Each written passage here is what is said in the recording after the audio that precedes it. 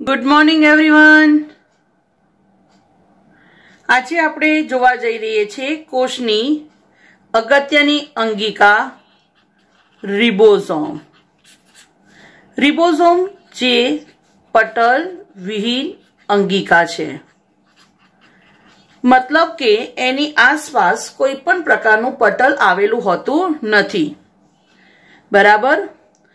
હવે ખાસ વાત કરીએ તો રિબોઝોમ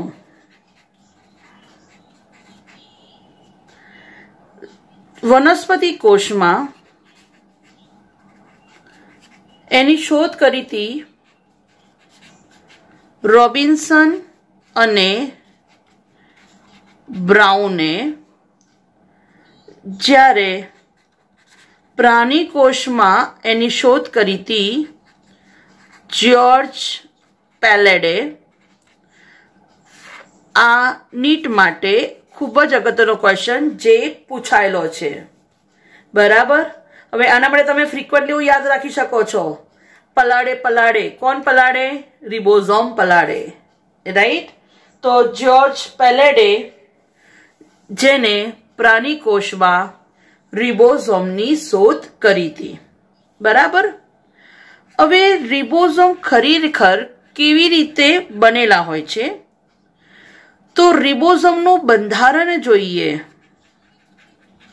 તો રિબોઝોમના બંધારણમાં આરઆરએનએ પ્લસ પ્રોટીન આવેલા હોય છે. હવે એવું થાય કે ભાઈ આરઆરએનએ શું છે? બરાબર. તો એકચ્યુઅલી જે આરએનએ છે એના 3 પ્રકાર છે. પહેલું એમઆરએનએ, જેને મેસેન્જર આરએનએ અથવા સંદેશાવાહક આરએનએ કહેવાય. બીજું ટીઆરએનએ, જેને ટ્રાન્સફર આરએનએ અથવા વાહક આરએનએ કહેવાય. અને ત્રીજું આરઆરએનએ અથવા એનએચ કહેવાય, રિબોઝોમલ આરએનએ. તો હવે ખબર પડી ગઈ કે આરઆરએનએ શું છે. તો રિબોઝોમના બંધારણમાં રહેલો RNA, that is ribosomal RNA. Right.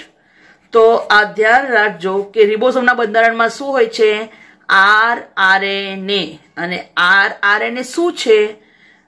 તો એ છે આરએનએ નો એક પ્રકાર છે. બરાબર.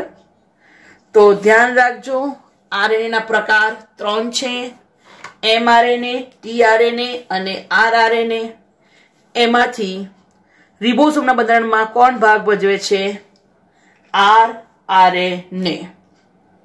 રાઈટ. ચલો હવે આગળ જોઈએ. હવે રિબોઝોમ તો બંનેમાં હોય, આદિકોષ કેન્દ્રીમાં પણ હોય અને સુકોષ કેન્દ્રીમાં પણ હોય છે રિબોઝોમ.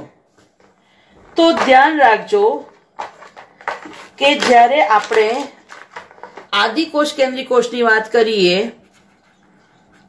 તો આદિકોષ કેન્દ્રી કોષ એમાં 70S પ્રકારનો રિબોઝોમ આવેલો હોય અને સુકોષ કેન્દ્રી કોષની વાત કરીએ તો સુકોષ કેન્દ્રી કોષ એમાં 80S પ્રકારનો રિબોઝોમ આવેલો હોય. બરાબર. હવે ક્વેશ્ચન આવે કે ભાઈ એસ શું છે? તો એસ એને કહેવાય સ્વેડબર્ગ એકમ. હવે એકચ્યુઅલી આ જે સ્વેડબર્ગ એકમ છે જેમને સેન્ટ્રીફ્યુજની શોધ કરી હતી. હવે સેન્ટ્રીફ્યુજ શું છે? તો એક પ્રકારનું સાધન છે કે જેમાં ટેસ્ટ ટ્યુબમાં દ્રાવણ લેવામાં આવે છે અને એમાં કોષો લેવામાં આવે છે, પછી ગોળ ગોળ ફરે અને ત્યાર પછી એ ઠારણ થાય તો ઠારે ત્યારે શું થાય? તો એ ઠારણ થાય કે જેમાં જે મોટા કોષો હશે સૌથી નીચે હશે, એનથી હલકા હશે ઉપર હશે, અને સૌથી હલકી અંગિકાઓ ઉપર હશે. ટૂંકમાં કદ પ્રમાણે પછી કોષો અને અંગિકાઓની વહેંચણી થાય છે. તો આને એક પ્રકારનું ઠારણ કર્યું કહેવાય. બરાબર. જેમ કે આપણને ખબર છે કે ચોમાસામાં વરસાદવાળું પાણી આવે તો ડોલમાં પાણી જ્યારે ઠરે તો સૌથી નીચે માટી ને કાંકરા હોય, પછી હલકા પાણી, અને પેલા કાપ ને જે એકદમ હલકું હોય એ ક્યાં હોય? સૌથી ઉપર હોય. રાઈટ. તો જેવી રીતે આવી રીતે ડોલમાં ઠારણ થયું, બરાબર, સેમ એવી રીતે જ્યારે કોષ અને એને દ્રાવણ બનાવવા મિક્સર કરવામાં આવે છે તો ગોળ ગોળ જ્યારે ફરે છે તો અંગિકાઓ મતલબ કે કેટલાક કોષો તૂટે છે, કેટલાક કોષો તૂટતા નથી. તો જે કોષો તૂટતા નથી એનું વજન વધારે. રાઈટ. તો ખાસ ધ્યાન રાખજો, અહીંયા જે અલગીકરણ થાય છે કોના આધારે? કદ અને વજનના આધારે. કે જેનું કદ અને વજન વધારે એ નીચે, એનથી હલકી અંગિકાઓ ઉપર, અને જે સૌથી હલકી અંગિકાઓ છે એ ઉપર. તો એના આધારે આ જે રિબોઝોમ કેટલાય ઠરે છે, બરાબર, એના આધારે એના પ્રકાર પડ્યા છે 70S અને 80S. એટલે એનો ઠારણાંક અહીંયા 70, તો અહીંયા ઠારણાંક 80. બરાબર. S એટલે એને કહેવાય સેડિમેન્ટ કોએફિશિયન્ટ. બરાબર. સેડિમેન્ટ કોએફિશિયન્ટ. તો આ ધ્યાન રાખજો કે કેટલાય એમનો ઠારણાંક છે, અને ઠારણ કોના પર આધારિત છે? કદ અને વજન પર. બરાબર. ઠારણાંક શાના પર આધારિત છે? કદ અને વજન પર. હવે આપણે કીધું કે ભાઈ આદિકોષ કેન્દ્રીની વાત કરી તો એમાં રિબોઝોમ 70S પ્રકારના છે. આ જે 70S છે તો 70S રિબોઝોમ છે એમાં એની રચનામાં 60% RNA અને 40% શું છે? પ્રોટીન છે. જ્યારે સુકોષ કેન્દ્રીમાં 80S પ્રકારના રિબોઝોમ હોય છે જેની રચનામાં 40% RNA અને 60% શું હોય છે? પ્રોટીન હોય છે. RNA ખબર છે ને? RNA એટલે કયો પાછો? RNA. બરાબર. ઓકે. તો આ થોડુંક ધ્યાન રાખજો. હવે રિબોઝોમની વાત કરીએ તો રિબોઝોમ કોષમાં બે રીતે જોવા મળે.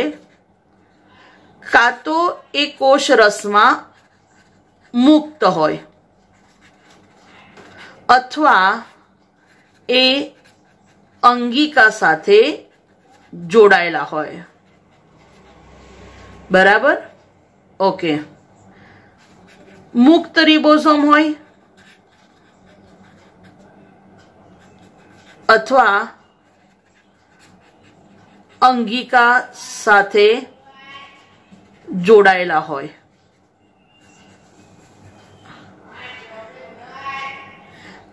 હવે જે કોષરસમાં મુક્ત હોય ને એ બિનસ્ત્રાવી પ્રોટીનનું નિર્માણ કરે.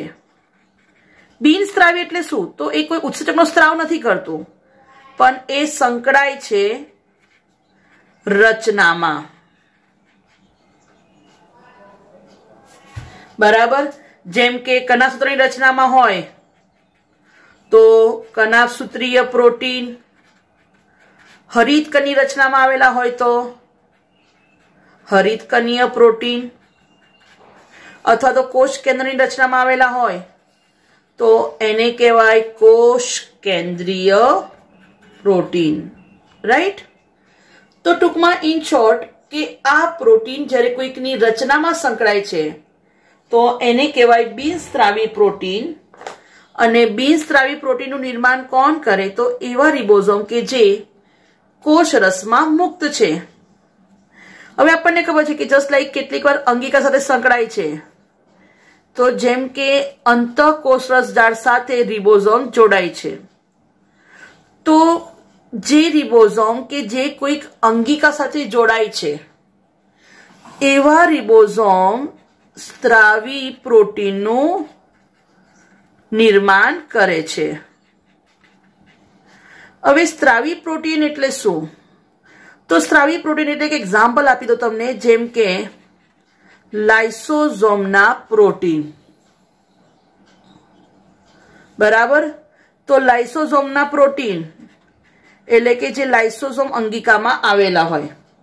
હવે આ પ્રોટીન ખબર છે ને કે જ્યારે લાઇસોઝોમમાં પ્રોટીન આવેલા હોય જે ઉત્સેચકો તરીકે વર્તે, એટલે જ્યારે કોઈ કોષ જેમ કે બેક્ટેરિયા એને નજીકમાં આવ્યું તો લાઇસોસોમ શું કરશે?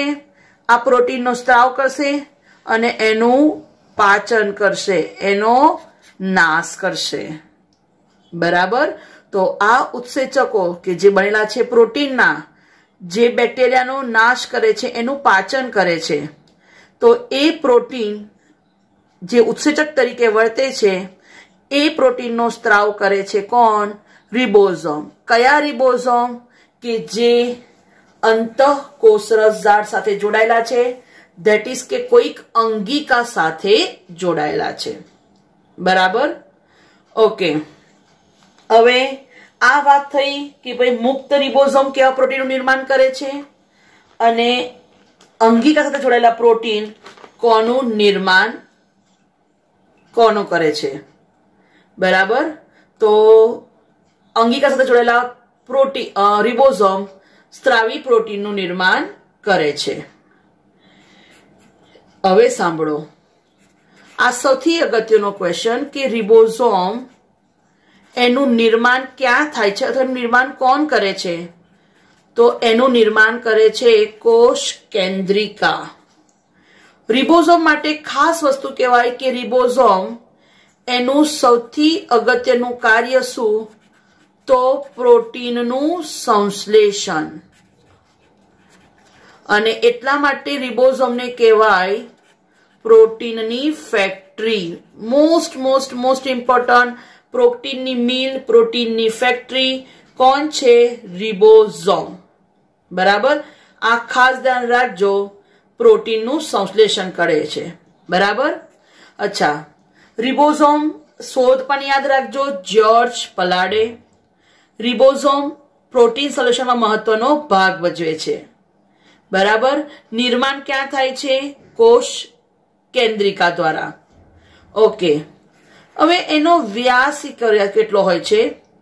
તો એનો વ્યાસ હોય છે અથવા એનું કદ પૂછે તો યાદ રાખજો 15 નેનોમીટર થી 20 નેનોમીટર એનું કદ હોય છે.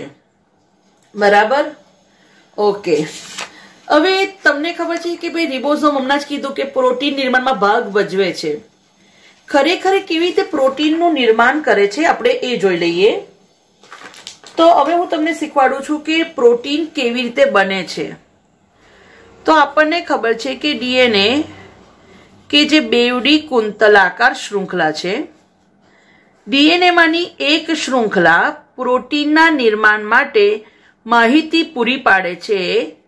તો જે પ્રોટીનની નિર્માણ માટે માહિતી પૂરી પાડે છે એને કહેવાય ટેમ્પલેટ શૃંખલા. હવે આ ટેમ્પલેટ શૃંખલા પર જે માહિતી છે એ માહિતીને આધારે શું બને છે? તો એમઆરએનએ બને છે. હવે તમને ખબર છે કે ડીએનએ કોષ કેન્દ્રમાં આવેલો છે. તો ડીએનએ માંથી માહિતી એમઆરએનએ માં નિર્માણ પામે છે. આ પ્રક્રિયાને કહેવાય ટ્રાન્સક્રિપ્શન અથવા પ્રત્યાંકન. હવે તમને મોસ્ટ ઇમ્પોર્ટન્ટ કહી દઉં કે આ પ્રત્યાંકનની ક્રિયા ક્યાં થાય છે? તો ખાસ ધ્યાન રાખજો, કોષ કેન્દ્રમાં. બરાબર? તો કોષ કેન્દ્રમાં ડીએનએ પરની માહિતી જે ટેમ્પલેટ શૃંખલામાં સંગ્રહાયેલી છે એના આધારે એમઆરએનએનું નિર્માણ થાય છે. આ નિર્માણ થવાની ક્રિયાને ટ્રાન્સક્રિપ્શન અથવા પ્રત્યાંકન કહેવાય અને આ ક્રિયા ક્યાં થાય છે? કોષ કેન્દ્રમાં. હવે આ જે mRNA છે, આ mRNA હવે કોષ કેન્દ્રમાંથી જશે કોષ રસમાં. mRNA કોષ રસમાં જાય છે. સાંભળજો, મોસ્ટ ઇમ્પોર્ટન્ટ. ત્યાં આગળ જોડાય છે રિબોઝોમ સાથે. રિબોઝોમ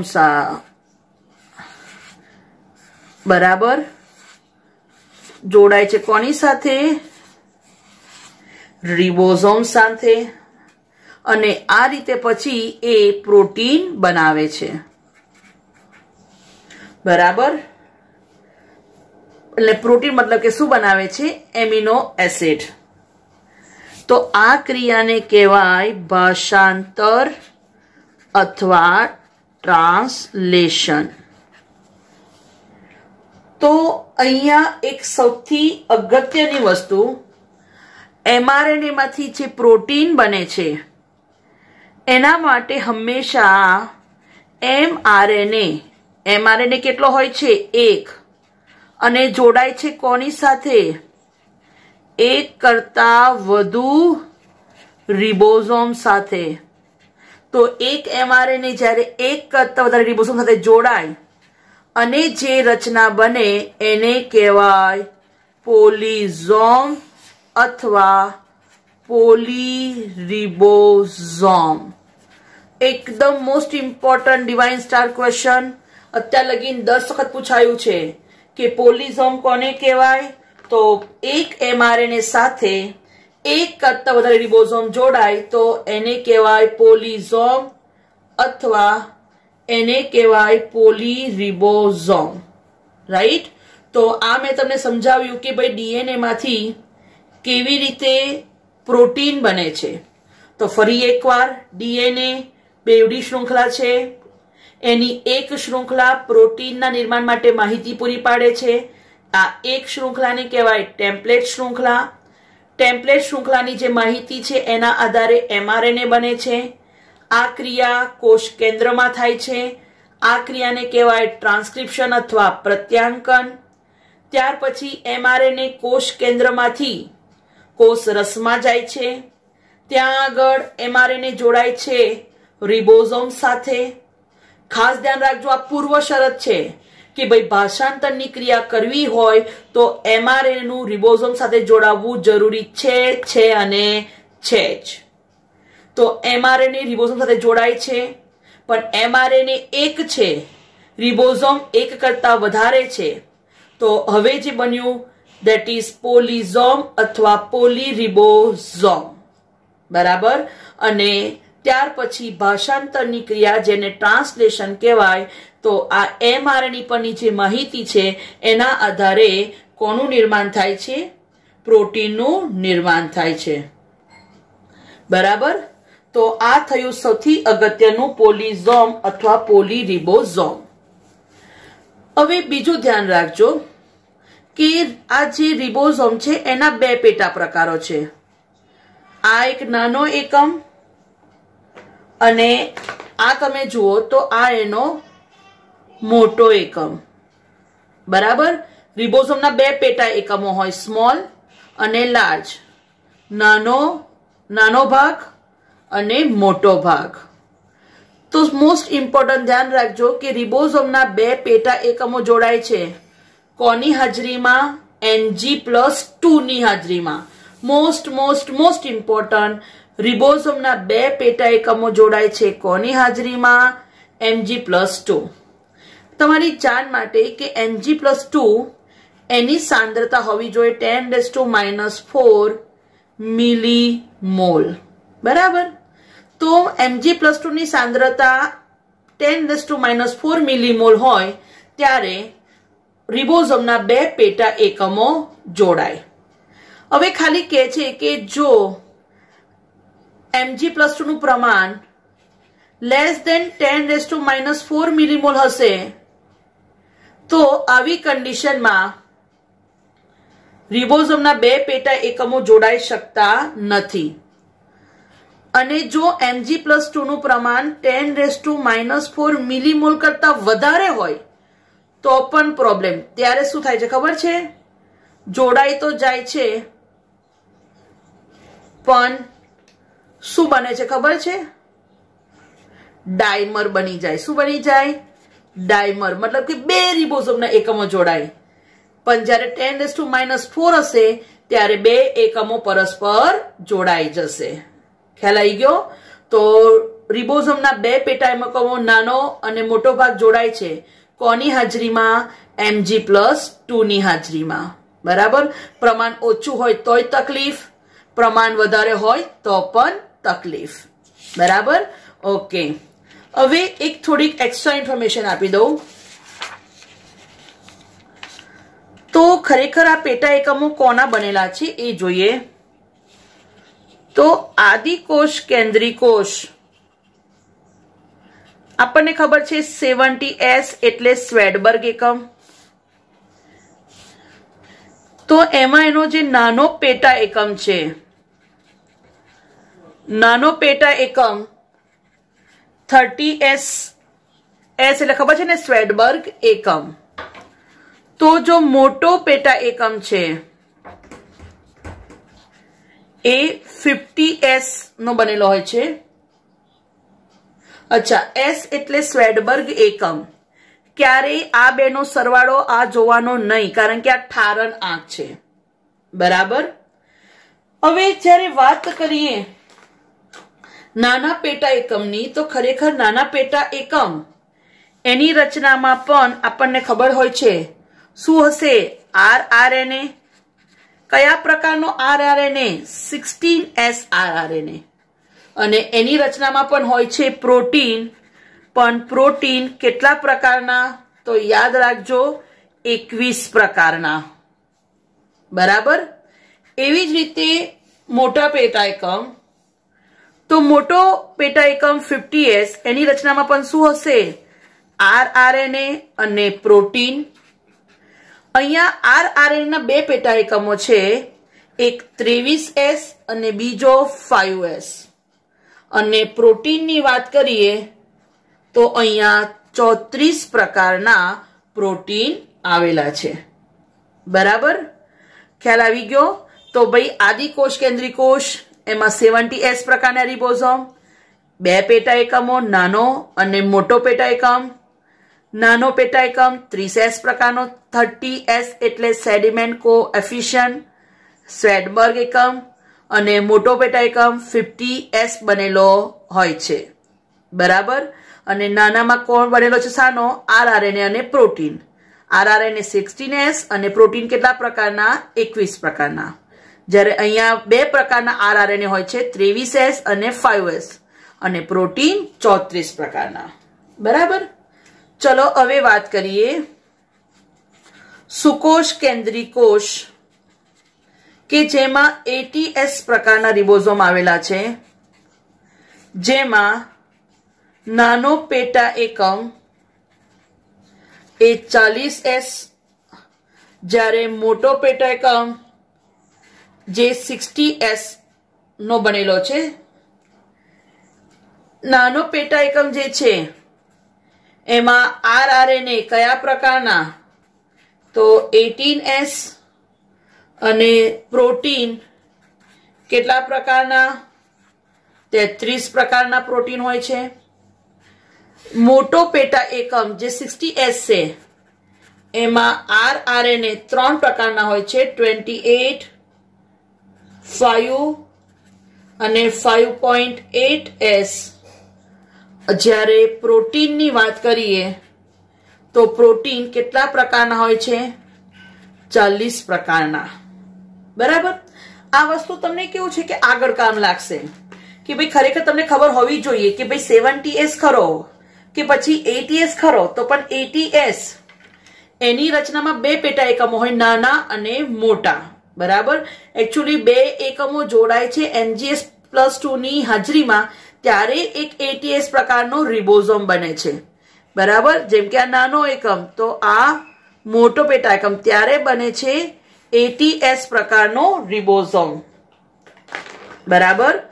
તો આ નાનો અને પેટા એકમો ખરેખર કેવી રીતે બને છે એ તમને સમજાવ્યું કે ભાઈ નાનો પેટા એકમ 40 ભલે છે પણ એની રચનામાં આરઆરએનએ અને પ્રોટીન હોય છે. હવે આરઆરએનએ માં પણ બતાવી દીધો કે કયા પ્રકારનો આરઆરએનએ, તો એ ખ્યાલ આવી ગયો. 18S તો પ્રોટીન કેટલા પ્રકારના? 33. અહીંયા 3 પ્રકારના આરઆરએનએ અને 40 પ્રકારના પ્રોટીન. Okay, thank you.